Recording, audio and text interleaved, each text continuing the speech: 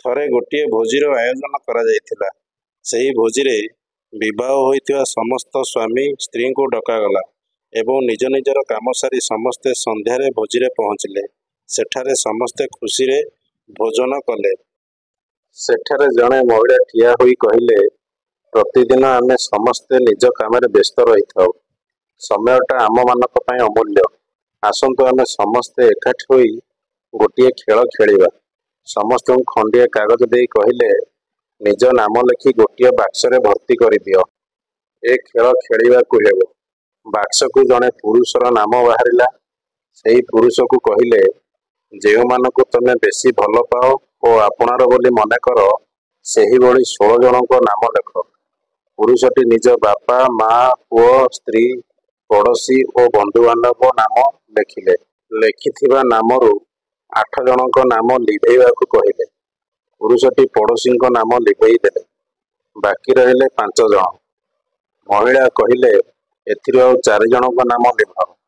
ପୁରୁଷଟି ନିଜ ବନ୍ଧୁବାନ୍ଧବଙ୍କ ନାମ ଲିଭେଇ ଦେଲେ।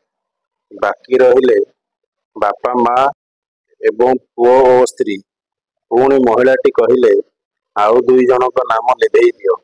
ପୁରୁଷଟି ଭାବିବାକୁ ଲାଗିଲେ ଓ ନିଜ ବାପା ମାଆର ନାମ ଲିଭେଇ ଦେଲେ। ବାକି ରହିଲେ ପୁଅ ଏବଂ ସ୍ତ୍ରୀ। ଶେଷରେ ମହିଳାଟି କହିଲେ, ଏ 2 ଜଣଙ୍କ ମଧ୍ୟରୁ ଗୋଟିଏ ନାମ ଲିଭାଅ। ପୁରୁଷଟି ମହା ଦ୍ୱନ୍ଦ୍ୱରେ ପଡ଼ିଗଲେ। ସମସ୍ତେ ଅବାକ୍ ହୋଇ ଦେଖୁଥାନ୍ତି। ପୁରୁଷଙ୍କ ଆଖିରେ ଲୁହ ଭରି ଆସିଲା ଓ ଚିନ୍ତାରେ ପଡ଼ିଗଲେ।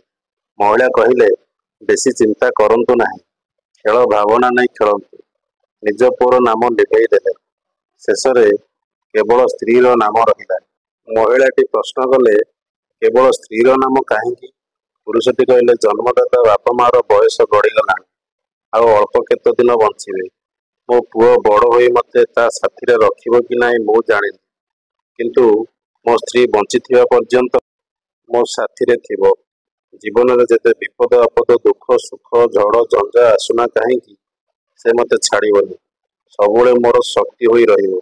ମୋ ସ୍ତ୍ରୀ ହେଉଛି ଅର୍ଦ୍ଧ ଅଙ୍ଗ। ସ୍ତ୍ରୀ ହେଉଛି ମୋର ଅର୍ଦ୍ଧାଙ୍ଗିନୀ। ସେଥିଲାଗି ମୋ ସ୍ତ୍ରୀ ସମସ୍ତଙ୍କ ଠାରୁ ଅଧିକ ପ୍ରିୟ। ସମସ୍ତେ କଥା ଶୁଣି ଖୁସି ହୋଇ କରତାଳି ବଜାଇବାକୁ ଲାଗିଲେ। ତାଙ୍କ ସ୍ତ୍ରୀ ସବୁ କଥା ଶୁଣି ହୃଦୟରୁ ଖୁସି ହୋଇଗଲେ। ଏହି ଖେଳରେ ଅଜଣା କାହାଣୀ ଲୁଚି ରହିଛି। ଶିକ୍ଷା, ସ୍ତ୍ରୀ ହେଉଛି ସ୍ୱାମୀର ଅର୍ଦ୍ଧ ଅଙ୍ଗ।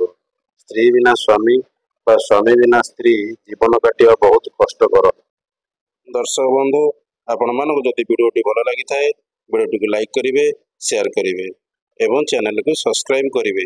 ରହିଲି, ଜୟ ଜଗନ୍ନାଥ।